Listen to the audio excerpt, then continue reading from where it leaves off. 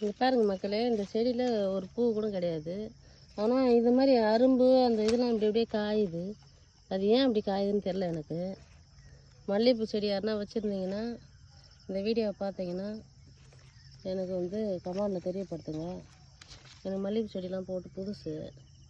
நான் இப்போ தான் இந்த விவசாயத்தை பண்ணுறேன்.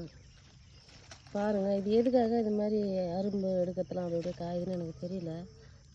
அப்படி வீடியோ பார்க்குறவங்களுக்கு அதெல்லாம் தெரிஞ்சதுன்னா கொஞ்சம் கமெண்டில் தெரியப்படுத்துங்க. அதுக்கு என்ன சொல்யூஷன் தெரியல. மருந்து அவங்க சொல்கிற மருந்தெல்லாம் நாங்கள் இப்படி இருக்குதுன்னு காட்டுறோம். அது சில கடை 3 கடை 4 கடை மாற்றி மாற்றி வாங்கினால பிரச்சனை என்னன்னு தெரியல. சில செடியில் அது மாதிரி இல்லை, சில செடியில் அப்படி இருக்குது.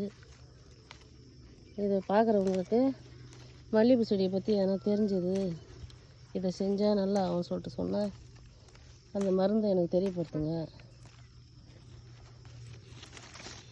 பார்த்தீங்களா, இதனே எவ்வளோ அரும்பு காஞ்சி போயிது பாருங்கள். என்னான்னு தெரியல எனக்கு. அது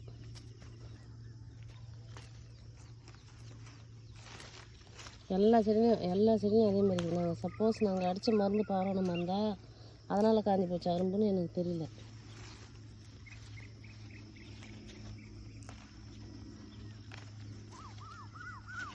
அதே 1 2 இருந்தால் கூட அது முடைக்குன்னு இருக்குது அரும்பு. இப்போ பாருங்கள், பூரா அரும்பு பூரா தீஞ்சு போச்சுங்க. அது என்னன்னு தெரியல. நாங்கள் அடித்த மருந்து தான் நினைக்கிறேன் நான். எல்லாம் தீஞ்சு போச்சு பாருங்கள். அரும்பே கிடையாது. இனிமேல் துளிர் விட்டால் தான் எங்களுக்கு அரும்பு. ஏன் இப்படி ஆச்சுன்னு எனக்கு தெரியல. இந்த வீடியோவை அந்த மருந்து வாங்க அந்த கடையிலையும் காட்டுறேன். சுத்தமாக தீஞ்சுட்டு